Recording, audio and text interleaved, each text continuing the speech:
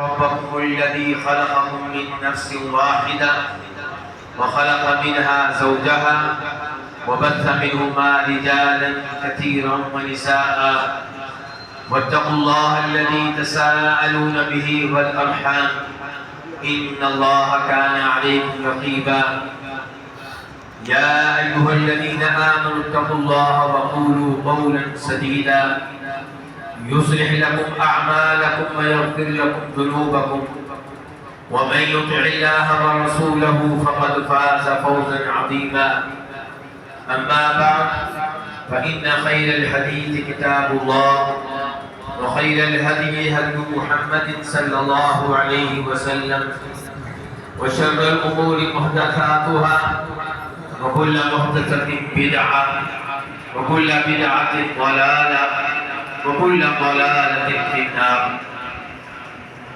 ہر قسم کی حمد و ثنا اللہ رب العزت کے لیے، جس کی توفیق سے، جس کے اذن سے ہم یہاں پہ جمع ہوئے۔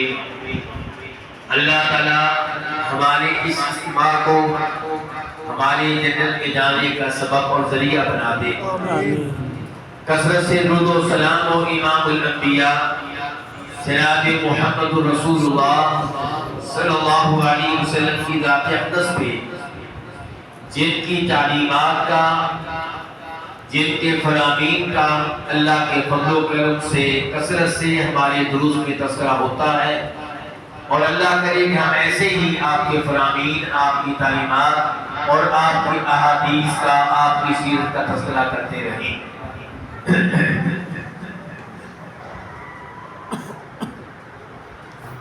عظمت قرآن کے موضوع پہ گفتگو کرنے کی دعوت دی گئی ہے۔ میں نے اس موضوع پہ ایک مقام پہ گفتگو کی تھی، تو ہمارے محترم قاری عمران صاحب کیا یہ مشورہ تھا کہ اسی موضوع پہ اس مسجد میں گفتگو کی جائے، لیکن معلوم نہیں کہ میرا دل اس کی بجائے کسی اور موضوع کی طرف راغب ہے، تو شاید میں اسی موضوع پہ گفتگو کروں گا جس کی طرف اس وقت میرے دل کی رغبت زیادہ ہے۔ اللہ رب العزت نے قرآن حکیم میں اور نبی علیہ السلام نے اپنی احادیث میں اور سلف صالحین نے یہ واضح کیا ہے کہ جب ہم اللہ کی نافرمانی کرتے ہیں، اللہ کی بات نہیں مانتے، اللہ کے حکم کو نظر انداز کرتے ہیں، تو اسے گناہ کہا جاتا ہے۔ یہ گناہ ایک ایسے نہیں، کچھ گناہ صغیرہ ہے، کچھ کبیرہ ہے۔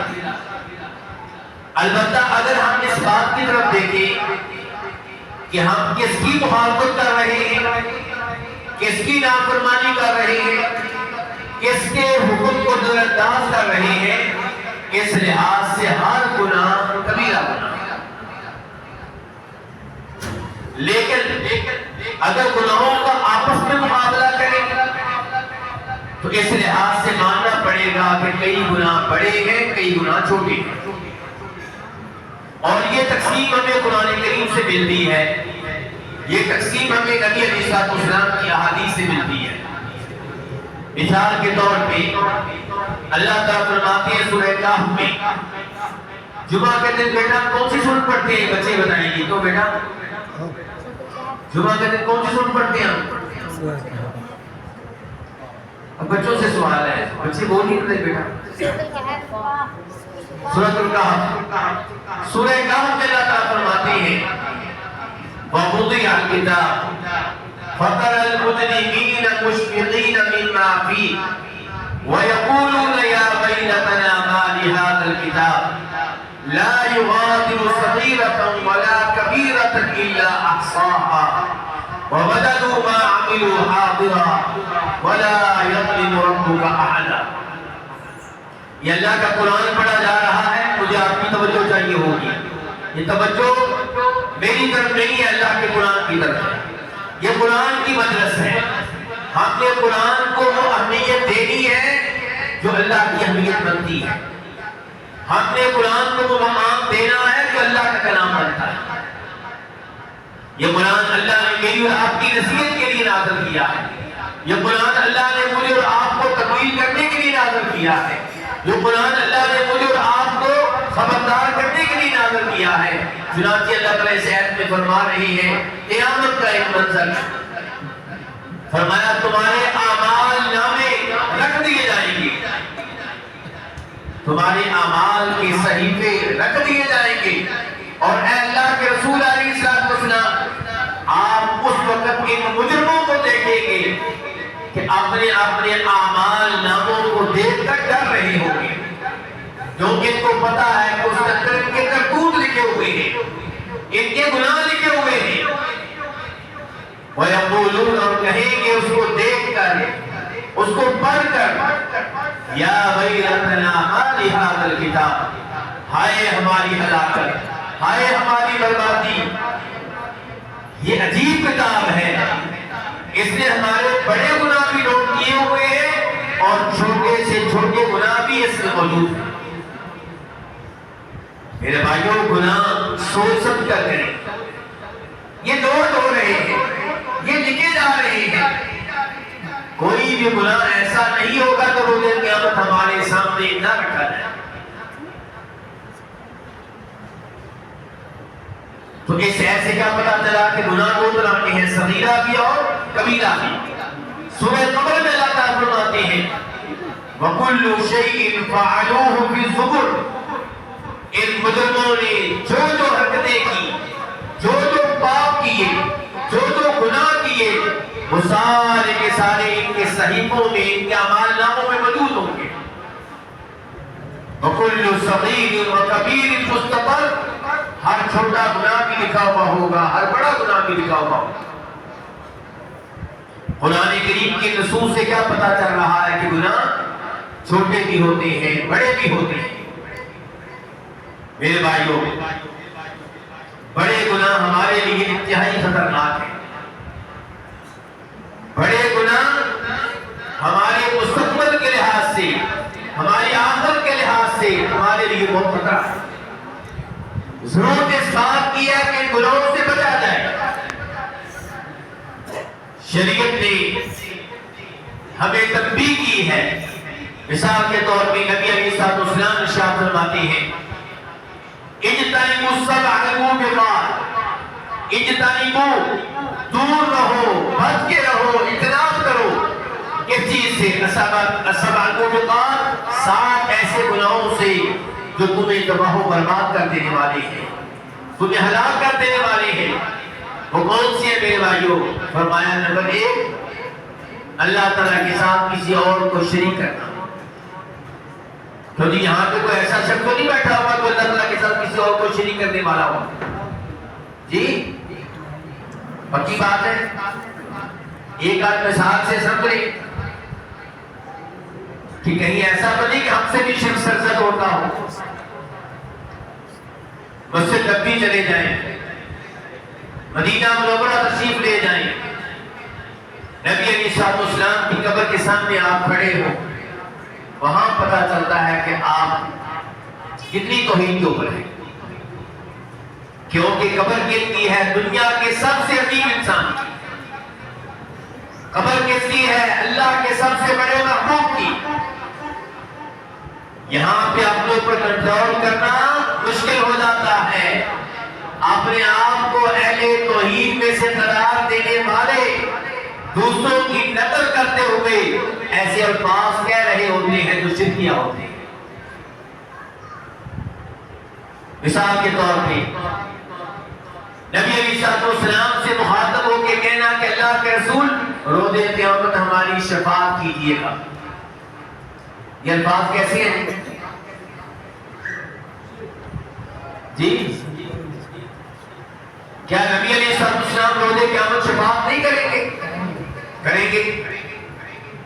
جو آپ کی شفاعت پہ ایمان نہیں رکھتا وہ مسلمان نہیں ہے، وہ کفر کا ارتکاب کر رہا ہے۔ آپ شفاعت کریں گے اور ہم اللہ تعالیٰ سے دعا کرتے ہیں کہ یا اللہ ہمیں ان میں شامل فرما جن کی روز قیامت کون شفاعت کریں گے؟ نبی علیہ السلام۔ ہم تو خود آپ کی شفاعت کے خواہشمند ہیں،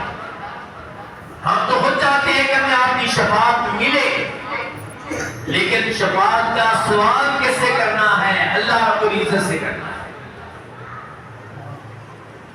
شفاعت کا سوال خود نبی علیہ السلام سے نہیں کرنا، کیونکہ جو دنیا سے جا چکے ہیں، دنیا سے فوت ہو چکے ہیں، جو قبروں میں ہیں، انہیں پکارنا دعا عبادت ہے میرے بھائی، اور کسی بھی عبادت میں اللہ تعالیٰ کے ساتھ کسی اور کو شریک کرنے کی اجازت نہیں ہے۔ وَأَنَّ الْمَسَاجِدَ لِلَّهِ فَلَا تَدْعُوا مَعَ اللَّهِ أَحَدًا، فرمایا مسجد اللہ تعالیٰ کی ہے، ان مسجدوں میں جب بھی پکارا جائے کہ اللہ کو پکارا جائے، اللہ کے ساتھ کسی اور کو پکارنے کی اجازت نہیں ہے۔ وہ اور چاہے کوئی عظیم فرشتہ ہو، چاہے کوئی عظیم نبی ہو، چاہے کوئی شہید ہو، چاہے کوئی اللہ کا ولی ہو، شیخ عبدالقادر جیلانی رحمہ اللہ ہو، یا امیر المؤمنین جناب علی رضی اللہ تعالیٰ عنہ ہو، یا امام الانبیاء جناب محمد الرسول اللہ صلی اللہ علیہ وسلم ہو، کسی کو بھی اللہ تعالیٰ کے ساتھ ساتھ پکارنے کی اجازت نہیں ہے۔ یہ نعرہ کیسا ہے جی؟ یا رسول اللہ مدد، یہ شرک کس لحاظ سے شرک ہے پتہ نہیں چلے، کیونکہ اس میں دعا ہو رہی ہے۔ دعا کس سے کر رہی ہے؟ یا رسول اللہ مدد، اے اللہ کے رسول ہماری مدد کریں۔ جب کہ ہمیں سکھایا گیا تھا کہ ایاک نعبد و ایاک نستعین، تو میرے بھائیوں اللہ تعالیٰ کے ساتھ ساتھ اوروں سے جب دعا کی جائے گی، قبر والوں سے دعا کی جائے گی، فوت شدہ عظیم لوگوں سے دعا کی جائے گی، تو یہ دعا میں جو کہ عبادت ہے اللہ تعالیٰ کے ساتھ کسی اور کو شریک کرنا ہوگا، کبیرہ گناہ ہے، سب سے بڑا جرم ہے۔ دوسرے نمبر پہ فرمایا، میں بلا کون سی حدیث بیان کر رہا تھا، کون سا بچہ بتائے گا مجھے؟ بچہ کوئی جن کی داڑھی نہیں آئی ان میں سے کوئی بھی بتا سکتا ہے، میں کس حدیث کی وضاحت کر رہا ہوں اس وقت؟ مجھے پتا چلے کہ میں اور آپ ایک ساتھ ہیں کہ آپ نے مجھے چھوڑ دیا ہے جی۔ کوئی بھی نوجوان چلے، چاہے ہلکی پھلکی داڑھی آ چکی ہو، بس بزرگ افراد نہیں، مدرسے میں پڑھنے والے نہیں جی۔ آپ نبی علیہ وسلم کی ایک حدیث بیان کرتے تھے جس میں نبی علیہ وسلم نے 7 قسم کے گناہ سے بچنے، اللہ آپ کو خیر دے، اللہ آپ کی محمد میں برکتیں ڈالے، اللہ رب العزت آپ کی یہ نیکی قبول فرمائے۔ تو آپ نے کہا تھا کہ 7 طرح کے گناہوں سے بچ کے رہنا ہے۔ نمبر 1 اللہ تعالیٰ کے ساتھ کسی اور کو شریک کرنا، نمبر 2 جادو کرنا۔ کیوں جی؟ یہ کبیرہ گناہ ہمارے گھروں میں تو نہیں ہو رہا نا جی؟ پکی بات ہے حاجی صاحب سوچ رہے، جب آپ کاروبار کے لیے گھر سے نکل جاتے ہیں، جاب کے لیے نکل جاتے ہیں، آپ کی بیگم صاحبہ بہو کو لے کے اولاد کے لیے کس کے پاس جاتی ہے؟ جو بہو کنٹرول میں نہیں آ رہی اس کو قابو کرنے کے لیے آپ کی بیگم صاحبہ تمیز کے نام پہ کس کے پاس جاتی ہے؟ سوچ سمجھ کے بات کریں، آپ ایسے نہ کہہ دیں کہ میرے گھر میں یہ چیز نہیں ہے، سوچ سمجھ کے بات کریں۔ ہماری گھر والیاں بڑی بڑی عجیب و غریب حرکتیں کر جاتی ہیں۔ حامد صاحب گئے کاروبار جاب کے لیے، پیچھے سے ابدان کھلا ہے، محلے والی آتی ہے نا، سمجھاتی ہیں، وہ کہتی ہے کہ میری بہو بھی کنٹرول میں نہیں آتی تھی، فلاں پاپا جی کے پاس گئی تھی، تمہیں بھی لے کر چلتی ہوں، چلو میرے ساتھ، تمہارے خامن کو پتہ نہیں چلے گا۔ یہ شیطان پہ بیٹھے ہوتے ہیں، جادوگر بیٹھے ہوتے ہیں، جادوگی بیٹھے ہوتے ہیں، عامل بیٹھے ہوتے ہیں۔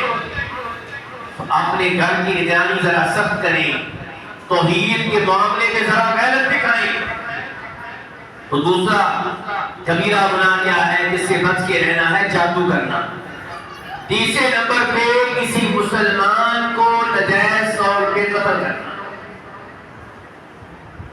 اور یہ وہ کبیرہ گناہ ہے جس کو مسلمانوں نے تقریباً گناہ سمجھنا چھوڑ دیا ہے۔ کسی کو قتل کرنا بھائی ہاتھ تک کھیل ہے، کوئی مسئلہ ہی نہیں ہے۔ چوتھے نمبر پہ سود کھانا، سود لینا، ہاں جی یہ کبیرہ گناہ مسلمان تو اس کا ارتکاب نہیں کرتے ہیں جی، نہیں کرتے، کہتے ہیں کہ مسلمان اس گناہ کے ارتکاب نہیں کر رہے الحمدللہ۔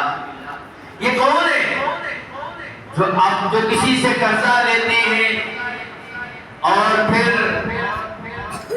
ایک قرضہ دے رہا ہے دوسرا لے رہا ہے، اور جس نے قرضہ لیا ہے وہ گروی کے طور پہ اپنا مکان پیش کرتا ہے، اپنی دکان پیش کرتا ہے، زرعی زمین پیش کرتا ہے، قرضہ دینے والا 5 سال اس سے فائدہ اٹھاتا ہے، یہ کن کا کام ہے جی؟ مسلمان کرتے ہیں، کون کرتا ہے جی؟ آپ کی طرف تو شاید تقسیم ہو گئی ہے، ایک اشارہ ہوتا ہے اور خطیب صاحب کو چھوڑ کے آپ کہیں اور دیکھنا شروع کر دیتے ہیں۔ یہ اہمیت ہے قرآن کی، یہ اہمیت ہے حدیث کی۔ میں نے سوال کیا اور آپ کو پتہ ہی نہیں سوال ہوا کیا ہے، تو بتائیے یہ کام کون کیا؟ میں سوال کیا جی شیخ صاحب؟ گروی رکھنے والا قرضہ جو لوگ قرضہ لیتے ہیں اور اپنا مکان گروی کے طور پہ دے دیتے ہیں، جس نے قرضہ دیا ہے اس سے فائدہ اٹھاتا ہے، اس کو کرائے پہ چڑھاتا ہے یا اس پہ رہائش رکھ لیتا ہے، یہ کیا ہے؟ یہ کہیں سود تو نہیں ہے؟ یہ سود ہے۔ قرض دینا اور اس پہ مشروط فائدہ اٹھانا یہ سود ہے۔ اس کبیرہ گناہ کے ارتکاب کون کر رہے ہیں؟ مسلمان کر رہے ہیں۔ سیونگ اکاؤنٹ میں پیسے کون رکھتے ہیں اور اس کے اوپر پرافٹ آتی ہے، بڑی جلدی مال پڑتا ہے، اتنی جلدی سے کاروبار سے نہیں پڑتا۔ یہ کام کرنے والے کون ہیں؟ یہ بینکوں میں اکاؤنٹ کس کے ہیں؟ یہ مسلمانوں کی۔ اور پھر سود کی کوئی ایک شکل نہیں ہے، ایک تیسری شکل سن لیں مثال کے طور پہ، کاروبار کرنا ہے لیکن کیا کریں جی؟ جس کے ساتھ بھی کاروبار کریں دھوکہ دیتے ہیں۔ اب دھوکے سے بچنے کا طریقہ کیا ہے؟ بس جی فکس منافع طے کر لیتے ہیں، کیا یہ میرا 20 لاکھ روپیہ آپ کاروبار میں شامل کریں، مجھے مانا 10,000 روپیہ آپ دے دیں، بس باقی آپ جانے، آپ کا کام جانے، چاہے آپ کو فائدہ 1 لاکھ کا ہو ماہانہ طور پہ یا 2 لاکھ کا ہو یا جو بھی ہو، مجھے بس آپ نے 10,000 روپیہ دے دیا۔ یہ کیا ہے جی؟ یہ سود ہے، اس کو کاروبار نہیں کہتے۔ کاروبار کس کو کہتے ہیں؟ کاروبار وہ ہے جس میں حصہ ڈالنے والے کی نیندیں حرام ہوتے ہیں۔ کاروبار کس کو کہتے ہیں؟ جس میں حصہ ڈالنے کے بعد آپ کی کیا ہو گئی؟ نیندیں حرام ہو گئے، پتہ نہیں اب میں نے 20 لاکھ روپیہ دے تو دیا ہے، پتہ نہیں یہ میرے ساتھ کیا کرے گا۔ 20 لاکھ روپیہ دے تو دیا ہے، پتہ نہیں اس کاروبار کا مستقبل کیا ہے۔ دکان میں کوئی آگ ہی نہ لگ جائے، کوئی چوری نہ ہو جائے، کوئی یہ نہ ہو جائے، کوئی وہ نہ ہو جائے، میرے پیسے ڈوب نہ جائے۔ یہ آدمی تہجد کے ٹائم اٹھ کے اللہ سے دعائیں کرے گا، یا اللہ جو میرا پیسہ تھا میں نے کاروبار میں لگا دیا، یا اللہ نقصان سے محفوظ رکھنا۔ لیکن جو سکون کی کوئی نیند سوئے، جس کو کوئی ٹینشن نہیں ہے، اس کے پیسے محفوظ ہیں، کاروبار میں فائدہ ہو یا نقصان ہو، 20 لاکھ روپیہ آپ کو ملے گا، 10,000 روپیہ ماہانہ منافع آپ کو ملے گا۔ اسے کیا کہتے ہیں؟ اسے سود کہتے ہیں، چاہے آپ اس کا نام تبدیل کر دیں، منافع رکھ دیں، پرافٹ رکھ دیں، ہے وہ سود ہے۔ شراب کا نام روح افزا رکھ دینے سے حقیقت تبدیل نہیں ہوتی۔ یتیم کا مال کھانا بھی کبیرہ گناہ ہے۔ یتیم کا مال کھانا، اور یہ چیز بھی ہمارے معاشرے میں عام ہے۔ سب سے پہلے یتیموں کے مال پہ ڈاکہ کون ڈالتا ہے جی؟ چچا، تایا۔ بھائی ان کو پریشانی ہوتی ہے کہ جوان ہو رہے ہیں، اس سے پہلے جتنے اس کے مال پہ قبضہ کر سکتے ہو کر لو۔ یہ یتیم کا مال نہیں کھانا، یہ اپنے پیٹ میں جہنم کی آگ کو داخل کرنا ہے۔ اور 5ویں نمبر پہ کیا؟ مسلمان بھولی بھالی لڑکیوں کے اوپر تہمتیں لگانا۔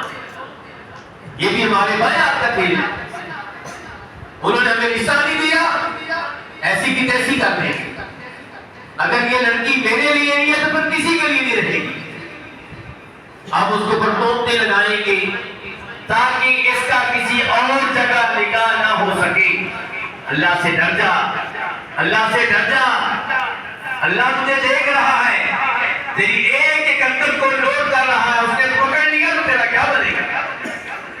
وَاتَّقِ دَعْوَةَ الْمَظْلُومِ، اس لڑکی نے رشتے سے انکار کر کے تیرے اوپر کوئی ظلم نہیں کیا، تو قوت لگا کے اس کے اوپر ظلم کر رہا ہے، اور فرماتے ہیں نبی علیہ السلام مظلوم کی بددعا سے بچو، کیونکہ مظلوم کی بددعا اور رب کے مابین کوئی چیز رکاوٹ نہیں ہوتی، تو اس جرم سے بچا جائے، اس سے دور رہا جائے۔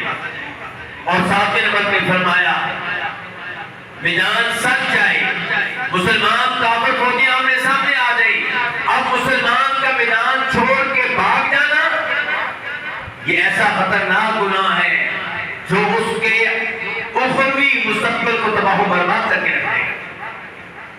میرے بھائی یہ 7 کبیرہ گناہوں کی مثالیں آپ کے سامنے رکھی ہیں، یہ انسان کے لیے نہایت خطرناک ہے۔ ایک دو مثالیں اور آپ کے سامنے رکھوں گا نبی علیہ السلام کی احادیث سے۔ نبی علیہ السلام نے ارشاد فرمایا، اور یہ حدیث آپ نے خاص طور پہ نوٹ کرنی ہے کہ کہیں یہ گناہ مجھ میں یا آپ میں تو نہیں پایا جاتا۔ حاجی صاحب، قاری صاحب، عالم دین، مولوی صاحب کہیں یہ گناہ تو نہیں کرتے، پہلی صف میں کھڑے ہونے والے تہجد گزار حاجی صاحب کہیں یہ گناہ تو نہیں کرتے۔ ابو بکر رضی اللہ عنہ کہتے ہیں نبی علیہ السلام نے ارشاد فرمایا الا انبئکم باکبر الکبائر، کیا میں تمہیں ان گناہوں کے بارے میں نہ بتاؤں جو کبیرہ گناہوں میں بھی سر فہرست ہیں، بہت اوپر ہیں، نہایت سنگین ہیں، بہت خطرناک ہیں۔ صحابہ کرام نے کہا اللہ کے رسول بتائیے، ضرور بتائیے، کیوں؟ علم میں اضافہ ہو، جی ہاں علم میں بھی اضافہ ہو، اور تاکہ ہم بچ بھی سکیں۔ صحابہ کرام آپ کی تعلیمات سنتے تھے عمل کرنے کے لیے، تو نبی علیہ السلام نے ایک تو شرک کا تذکرہ کیا تھا جس کا پہلے انتظام ہو چکی ہے، دوسرے کو فرمایا تھا حقوق الوالدین، والدین کی نافرمانی، والدین کو دکھ پہنچانا، والدین کو تکلیف دینا، والدین کے ساتھ برا سلوک کرنا، میرے بھائیوں نہایت خطرناک گناہ ہے۔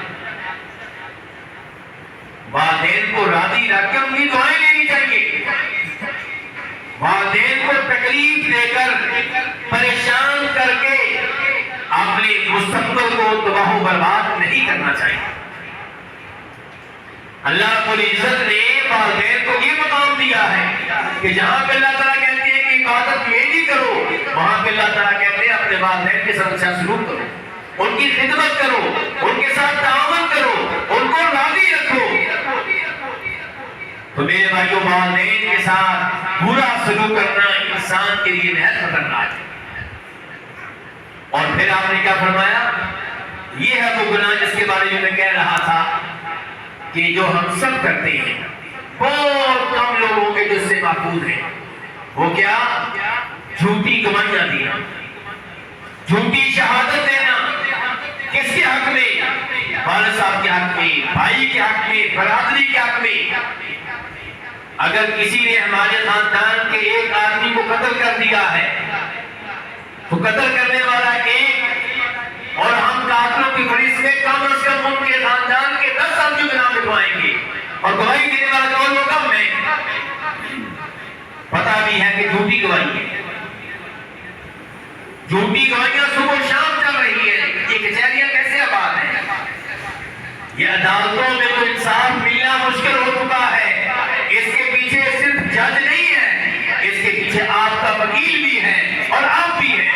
وکیل جو آپ کو سکھاتا ہے کہ جھوٹی گواہیاں لے کر آئیں تو آپ بچ جائیں گے، آپ کا فائدہ ہوگا، اور آپ بھی کہتے ہیں ٹھیک ہے۔ مقدمہ جیتنے کے لیے آپ اندھے ہو چکے ہیں، عدالت سے فتح حاصل کرنے کے لیے، اپنے رشتہ داروں کو شکست دینے کے لیے، پڑوسی کو شکست مخالف طاقت کو شکست دینے کے لیے آپ اندھے ہو چکے ہیں، جھوٹے گواہ لا رہے ہیں، جھوٹی گواہیاں دے رہے ہیں، وکیل بھی اندھا ہو چکا ہے، آپ بھی اندھے ہو چکے ہیں، انصاف ملے تو کیسے ملے؟ روزے قیامت اس جھوٹی گواہی کا جواب کیسے دیں گے؟ آپ کی جھوٹی گواہی کی وجہ سے کسی پہ ظلم ہوگا، کسی پہ زیادتی ہوگی، کسی کے مکان پہ قبضہ ہو جائے گا، کسی کو سولی پہ لٹا دیا جائے گا، اس کا جواب روزے قیامت کیا دیں گے؟ اور یہ جھوٹی گواہیاں صبح و شام ہم دیتے ہیں، ہمارے پاس کوئی آ جائے سین کریں گے اس کو پر آنکھیں بند کر کے سین کر دیں گے۔ یعنی کہ یہ مثال کے طور پہ جو سرکاری افیسرز ہیں، ان کے پاس لوگ آتے ہیں کہ ہمارے اولاد کی تصدیق کر دی، آنکھیں بند کر کے کر دیتے ہیں۔ یہ گواہی دے رہے ہیں، آپ جھوٹی گواہی دے رہے ہیں، آپ کو پتہ ہی نہیں کسی بات کا، آنکھیں بند کر کے آپ سین کر رہے ہیں۔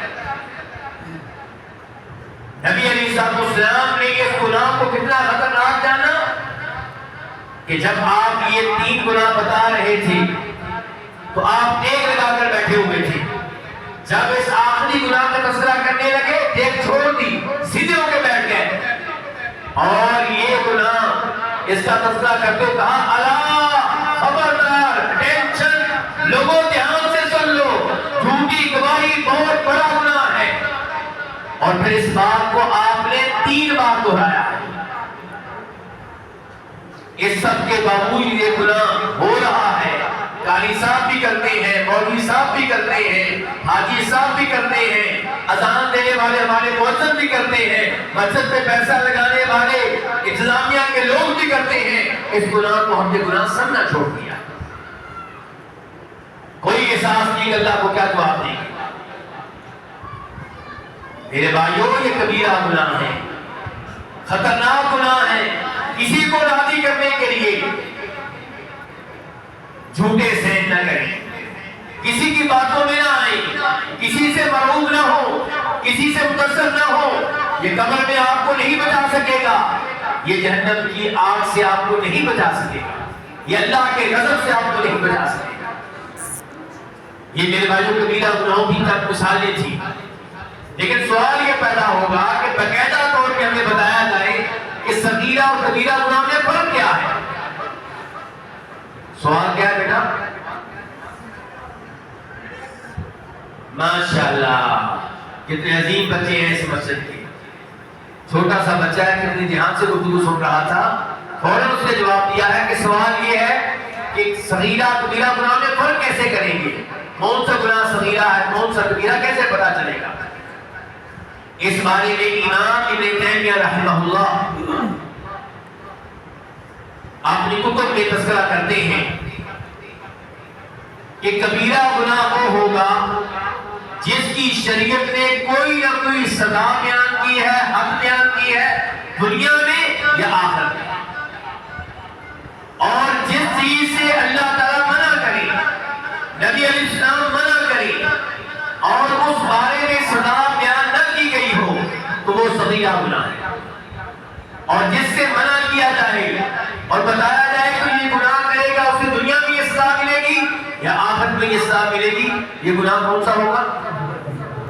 کبیرہ گناہ ہوگا۔ مثال کے طور پہ چوری کرنے والا چوری کرے، سزا کیا ہے جی؟ ہاتھ کاٹ دیا جائے، تو کون سا گناہ ہوا پھر؟ کبیرہ گناہ ہوا۔ اچھا، یہ اسلام کا نظام کیا ہے شیخ صاحب؟ مثال کے طور پہ میرے پاس موبائل ہے 7,000 روپے کا، تو یہ اگر کوئی چوری کر لے تو اس کا ہاتھ کاٹ دیا جائے گا؟ کیوں جی؟ پھر تو پورا پاکستان ہی گیا۔ ہاں جی، کیا بنے گا؟ کہتے ہیں ہمارے حکمران بڑے ڈرتے ہیں ایسی سزاؤں سے، کہتے ہیں پھر تو پورا پاکستان ہی گیا۔ وہ جو کیا تھا پرویز مشرف، اس نے کہا تھا نا کہ یہ سزائیں وحشیانہ سزائیں،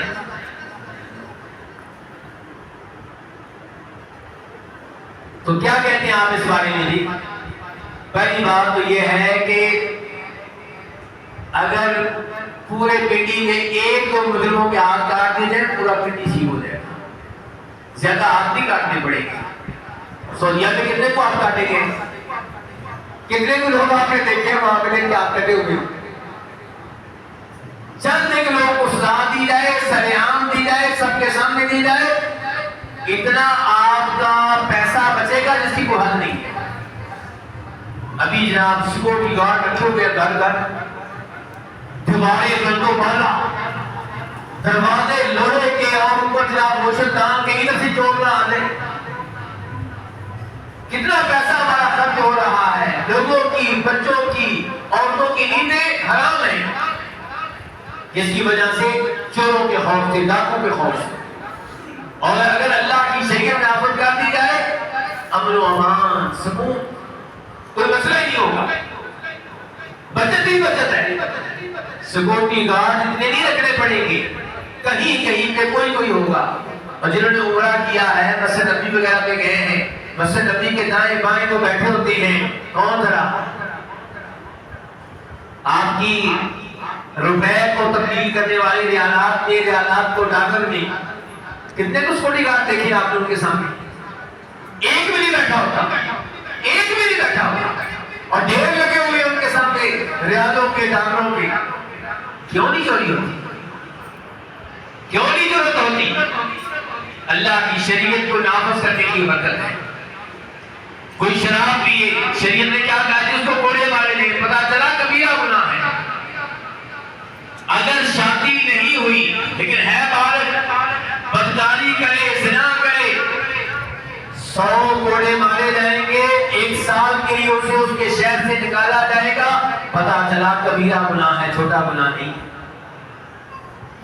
اور آج ہم اپنے بچوں کو ایسے اسکولوں میں، ایسے کالجوں میں، ایسی یونیورسٹیوں میں بھیجتے ہیں جہاں ہم جانتے بھی ہیں کہ گندا ماحول ہے، لیکن والد نے بھی سوچ لیا کوئی بات نہیں، اتنا تو بچوں کا حق ہے، شادی سے پہلے اتنی پریکٹس ہونی چاہیے۔ نعوذ باللہ من ذالک۔ شریعت نے کیا کہا تھا؟ نوجوان نگاہیں جھکا کے رکھیں، لڑکیاں پردہ کر کے رکھیں، کوئی بھی لڑکا کسی غیر لڑکی کے ساتھ تنہائی میں نہ بیٹھے، خلوت میں نہ بیٹھے۔ یہ ساری تعلیمات کس لیے تھی؟ تاکہ بدکاری نہ ہو سکے، کوئی بھی عورت گھر سے نکلے خوشبو لگا کر نہ نکلے۔ لیکن ہم نے کیا کیا؟ ہم نے نوجوانوں کے لیے بے حیائی کے دروازے کھول دیے، مکمل وہ ماحول دے دیا جو بے حیائی کا ماحول ہے۔ پھر بھی کوئی بچ جائے تو اللہ بچانے والا ہے، ورنہ ماحول ایسا نہیں ہے کہ جو بچنے کی مدد کرے۔ یہ میرے بھائی کبیرہ گناہ ہے۔ اچھا آخرت کی طرف آ جائیں، وہ گناہ جس کے بارے میں نبی علیہ السلام کہہ دیں کہ جو یہ گناہ کرے وہ ہم میں سے نہیں، یہ کبیرہ گناہ ہے۔ مثال کے طور پہ فرماتے ہیں نبی علیہ السلام کہ لیس منا من لطم الخدود وشق الثياب وشق الجيوب ودعا بدعوى الجاہلیہ، کہ وہ ہم میں سے نہیں ہے جو مصیبت آنے پہ، پھونکی کے موقع پہ اپنے رخساروں کو پیٹے۔ تو یہ کام ہمارے گھروں میں تو نہیں ہوتا نا؟ کیا امید ہے آپ کو اپنی بیگم سے؟ جب آپ فوت ہوں گے تو بیگم کیا کرے گی آپ کی؟ اور رخسار پیٹے گی کہ نہیں پیٹے گی؟ شاید آپ خوش ہوتے ہو کہ میری بیگم ماشاءاللہ میرے اوپر اتنی مجھ سے محبت کرتی ہے کہ رخسار پیٹے گی۔ کبیرہ گناہ ہے، گریبان پھاڑے، مصیبت آنے پہ من پھاڑے، عورت کبیرہ گناہ ہے۔ جاہلیت کے بول بولے، کبیرہ گناہ ہے۔ کیونکہ اللہ کے نبی علیہ السلام فرما رہے کہ جو یہ حرکتیں کرے وہ ہم میں سے نہیں، ان کے مسلمانوں کے طریقے پہ نہیں ہے، مسلمانوں کے دین پہ نہیں۔ جس گناہ کے بارے میں نبی علیہ السلام فرما دے کہ جو یہ گناہ کرے گا وہ جنت کی خوشبو بھی نہیں سونگھ سکے گا، وہ کبیرہ گناہ ہے۔ مثال کے طور پہ آپ کا فرمان ہے کہ جس نے کسی ایسے کافر کو قتل کیا جس سے مسلمانوں کا معاہدہ ہو چکا تھا، جس کو ویزا دیا جا چکا تھا، جو سفیر بن کر آیا تھا، جو سفارتی عملے کا حصہ تھا، جس کو کسی بھی مسلمان نے بنا دی ہوئی تھی، جو اس کو قتل کرے وہ جنت کی خوشبو بھی نہیں سونگھ سکے گا، حالانکہ جنت کی خوشبو کتنے دور سے آ رہی ہوگی؟ 40 سال کے فاصلے سے آ رہی ہوگی۔ 40 سال کا سفر اونٹنی پہ کیا جائے تو کہاں کا ہے جی؟ لاہور سے اسلام آباد کتنے دنوں کا جی؟ 9 دنوں کا، 10 دن کا اونٹنی پہ سفر لاہور اسلام آباد کا کتنے دن کا ہے؟ 9 دن کا، 10 دن کا۔ اور جنت کی خوشبو اتنی زیادہ کہ اگر آپ 40 سال، 40 گھنٹے نہیں، 40 ہفتے نہیں، 40 سال سفر کرتے رہے تو جتنا فاصلہ طے ہوگا اتنے دور سے جنت کی خوشبو آ رہی ہوگی۔ لیکن جو ویزا لے کر آیا تھا، جو سفارتی عملے کا حصہ تھا، جس کو آپ نے پناہ دے دی تھی، آپ کی حکومت نے پناہ دے دی تھی، پھر بھی آپ نے قتل کر دیا، ایسا آدمی مجرم ہے، کبیرہ گناہ ہے، جنت کی خوشبو بھی نہیں سونگھ سکتا۔ کبیرہ گناہ وہ ہوتے ہیں جن کے اوپر اللہ تعالیٰ کی لعنت آئی ہو۔ مثال کے طور پہ ایک مثال دوں گا، مجھے آپ کی توجہ چاہیے، تھک پڑے گا جی صاحب؟ فرماتے ہیں نبی علیہ السلام، ترمذی شریف کی حدیث ہے، ابن ماجہ کی حدیث ہے، صحیح حدیث ہے، اللہ کی لعنت ہے حلالہ کرنے والے پہ اور حلالہ کروانے والے پہ۔ حلالہ کسے کہتے ہیں؟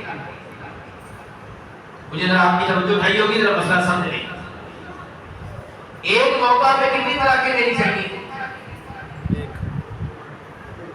اگر 3 دے گے تو کیسا ہے؟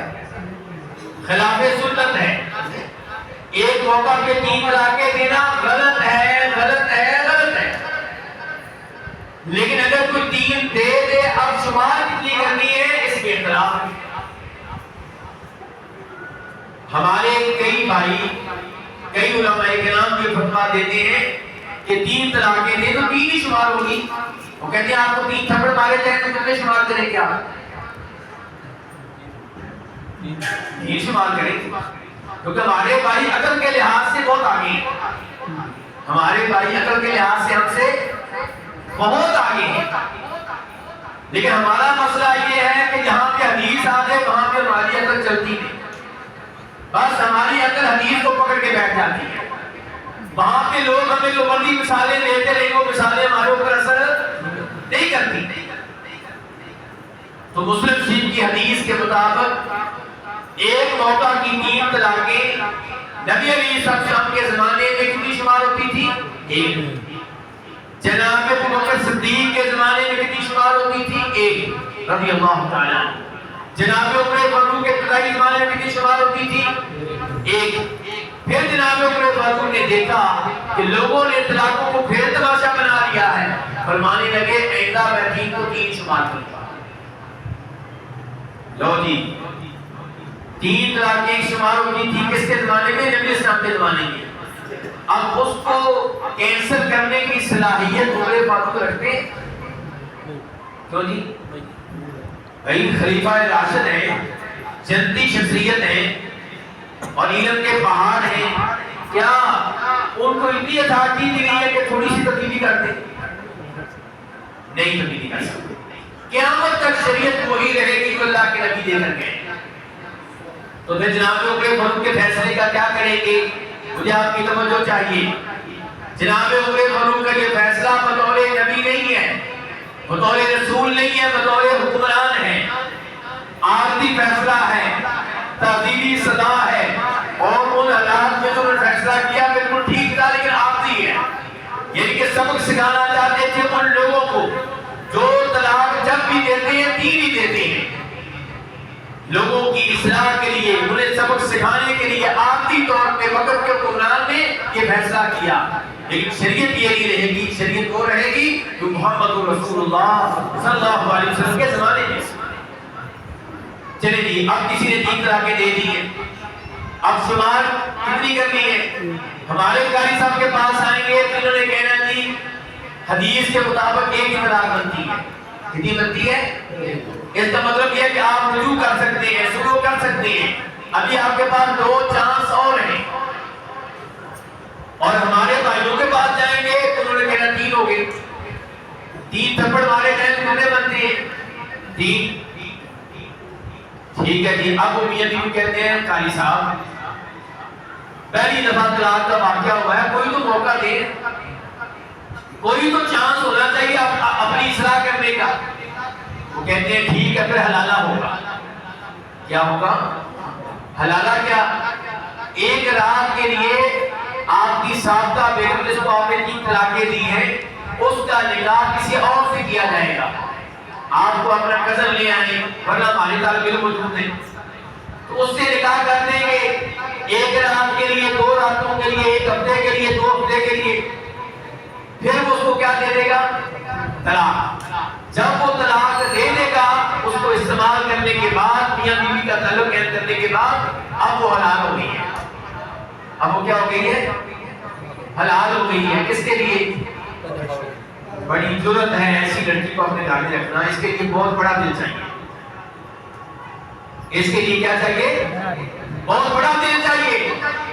اللہ کے نبی اسلام نے فرمایا کہ اس انداز سے آدمی نکاح کرے کسی لڑکی سے تاکہ اس کو پہلے خامد کے لیے حلال کیا جائے، اور جو خامد یہ کام کروا رہا ہے یہ دونوں کو پر اللہ کی لعنت ہے. پتہ چلا یہ کبیرہ گناہ ہے.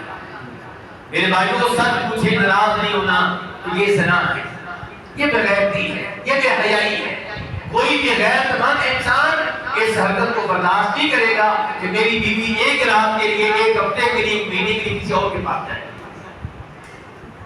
تو بھلا کہنا یہ چاہتا ہوں کہ یہ بھی کبیرہ گناہ ہے. اس گناہ سے بچیں اور اس کی بجائے حدیث کے اوپر عمل کریں کہ 1 موقع میں 3 طلاقیں دی جائیں.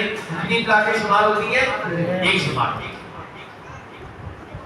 جس گناہ کے بارے میں یہ کہہ دیا جائے کہ جو یہ گناہ کرے گا اس کو اوپر اللہ ناراض ہے، وہ بھی کبیرہ گناہ ہے. مثال کے طور پہ فرماتے ہیں نبی علیہ السلام 3 طرح کے لوگ ہیں جن سے اللہ کلام نہیں کرے گا. 3 طرح کے لوگ ہیں جن کی طرف اللہ دیکھے گا نہیں. اس کا کیا مطلب ہے کہ اللہ دیکھے گا نہیں؟ کہ اللہ کی نگاہوں سے کچھ چھپ سکتا ہے؟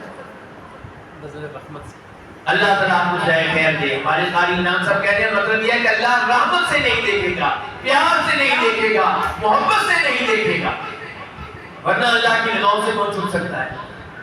اچھا کتنی سناؤں کا اعلان ہو گیا تھی؟ تو نہیں آپ تو بتائیں نا، لگتا ہے کہیں چلے گئے تھے. ذرا جو آپ نے ابھی بات کی ہے نا نگاہ رحمت میں، وہ ذرا اس کر سکتے ہیں. چلیے پہلی اصلاح کیا تھی کہ اللہ تعالیٰ اس سے کلام نہیں کریں گے ان کے پیار سے. دوسری اصلاح کیا ہے کہ اللہ تعالیٰ اس کی طرف نہیں دیکھیں گے ان کے پیار سے. تیسری اصلاح کیا ہے؟ اللہ اس سے گناہوں کے بوجھ سے آزاد نہیں کریں گے. چوتھی اصلاح یہ ہے کہ دردناک عذاب ان کے لیے تیار ہے. 4 سزائیں. مسلم شریف کی حدیث ابو ذر کہتے ہیں رضی اللہ تعالیٰ عنہ، میں نے کہا اللہ کے رسول علیہ السلام یہ تو تباہ و برباد ہو گئے، جن کو یہ سزائیں ملیں گی یہ تو ناکام و نامراد ہو گئے، یہ بدبخت کون ہیں؟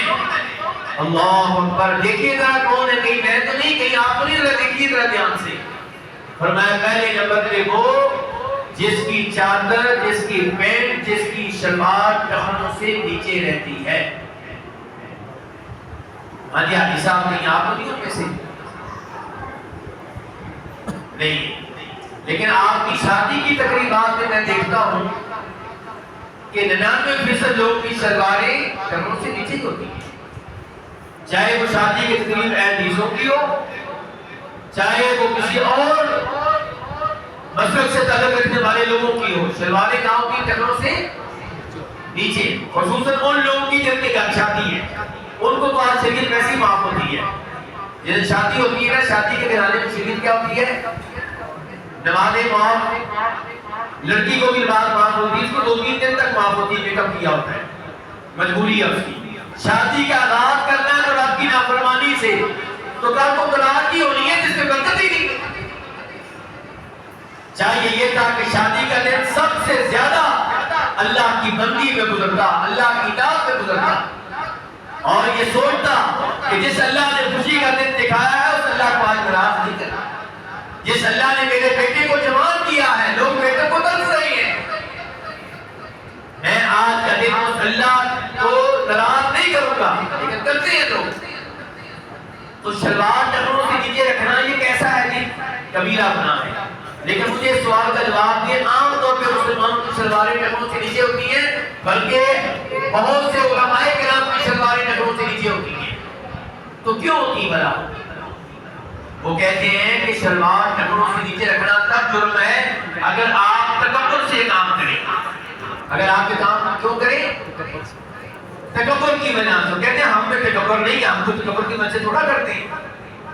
یہ کون کرتے تھے پہ تکبر کی وجہ سے؟ یہ تکبر کی وجہ سے کون کرتے تھے پھر؟ اللہ اکبر. فرمایا نبی علیہ السلام نے پوچھے پھر اللہ کے رسول سے وہ کیا کہہ رہے ہیں؟ ابو داؤد شریف کی حدیث ہے. فرمایا اپنے کپڑے کو ٹخنوں سے نیچے رکھنا ہی تکبر ہے. یہ کہنے والے کہ میں تکبر نہیں کرتا, اللہ کے رسول کہہ رہے ہیں یہ تکبر ہے.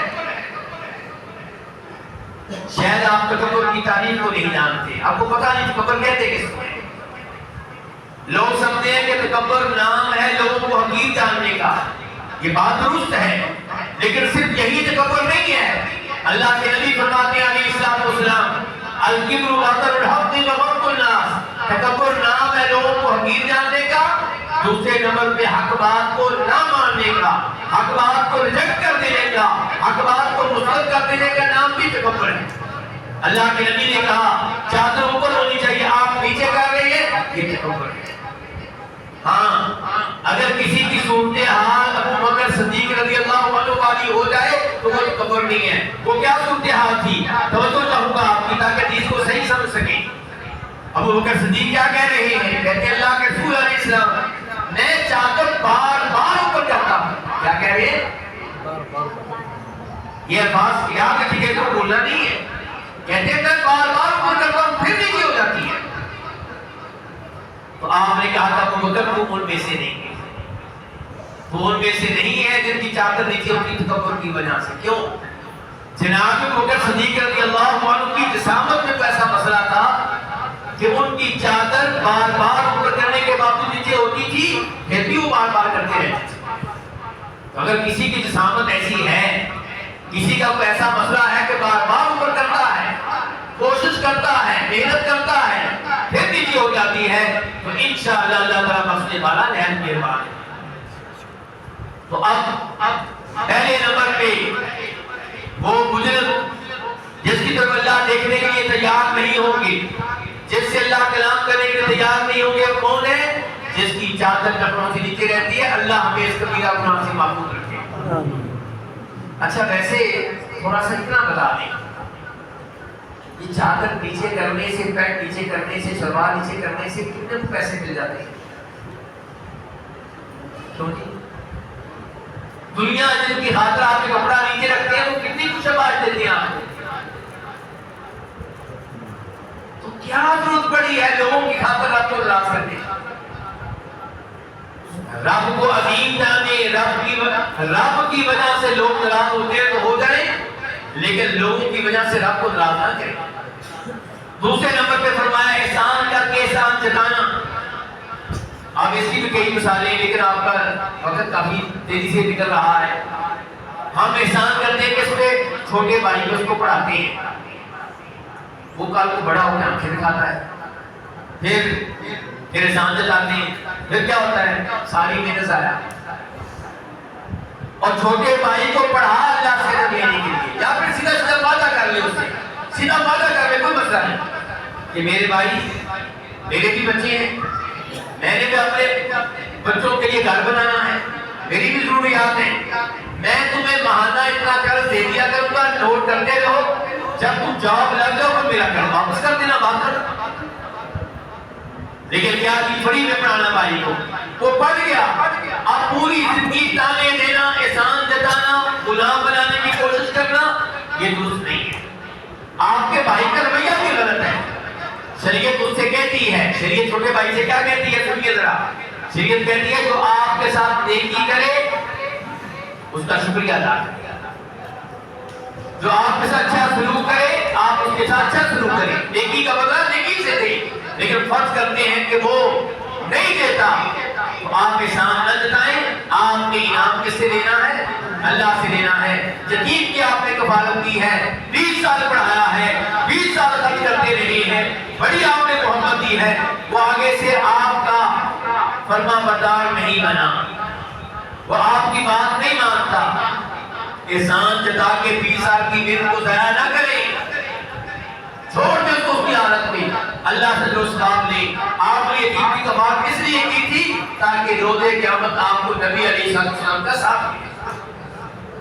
اس لیے میرے بھائی احسان جتانا بھی کبیرہ گناہ ہے, اور جھوٹی قسمیں اٹھا کے اپنا سامان بیچنا, موٹر سائیکل بیچنا, گاڑی بیچنا, پلاٹ بیچنا, یہ بھی میرے بھائی کبیرہ گناہ ہے.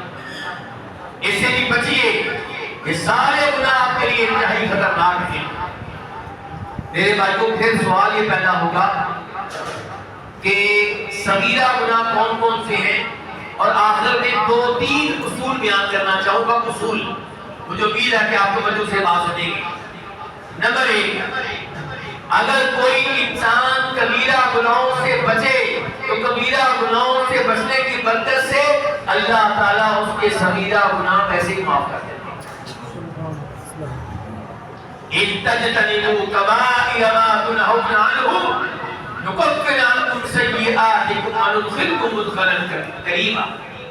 بلکہ صغیرہ گناہ وضو کرنے سے جھڑ جاتے ہیں, صغیرہ گناہ نماز پڑھنے سے جھڑ جاتے ہیں, صغیرہ گناہ حج کرنے سے جھڑ جاتے ہیں, صغیرہ گناہ عمرہ کرنے سے ختم ہو جاتے ہیں.